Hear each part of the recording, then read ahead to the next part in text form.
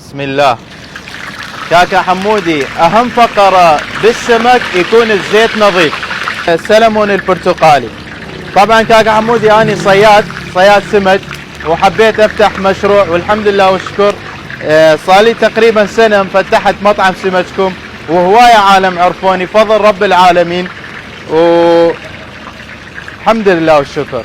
طبعا احتراما لكل المذاهب، وشفنا تعليقات على الفيسبوك يحجون على الجري، فاحتراما لهم خصصنا طاوة للجري وطاوة للنهري والبحري. كاكا حمودي، عندنا البحريات كلها وفرناها بمطعم سمككم.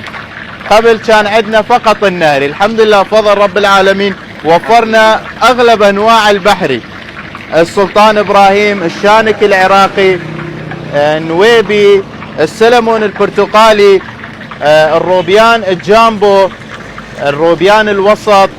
اكيد كلها من البصرة الحبيبة مباشرة من الفاو يجينا المطعم سمككم. كاكا حمودي، هواية زباين يجون هنا يقولون تذكرنا ببغداد والموصل، الميدان يعني اماكن اللي كانوا ياكلون بها السمك هناك، فهذا الشيء ما متوفر باربيل. الحمد لله هنا يجون يحسون بالاجواء اللي موجوده ببغداد وبالموصل. يعني اهم شيء التمن الاحمر موجود. التمن الاحمر هذا ملك الساحه، هذا التمن الاحمر، والتمن الاصفر همينه موجود، والتمن الابيض هذا اكيد موجود. اهم شيء كاكا التمن الاحمر.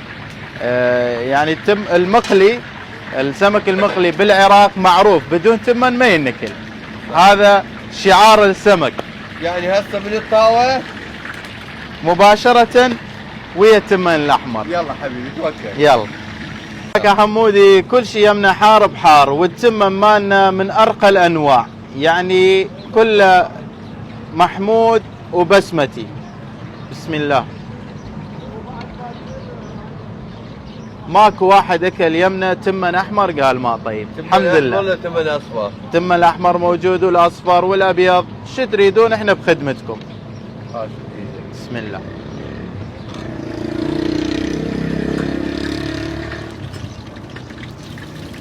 هذا السلمون البرتقالي، وهذا الشانك العراقي من الفاو مباشرة، ما عندي اي شيء مجمد، الحمد لله فضل من رب العالمين.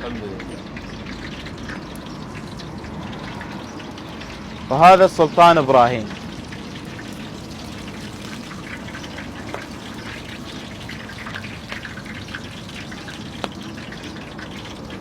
وهذا الزوري الكل يعرفه. وين عنوانكم باربيل؟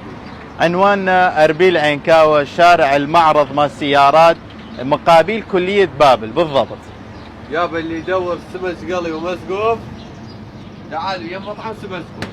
ومية هلا بيكم، تنورونا. حبيبي على راسي، اهلا وسهلا بكم.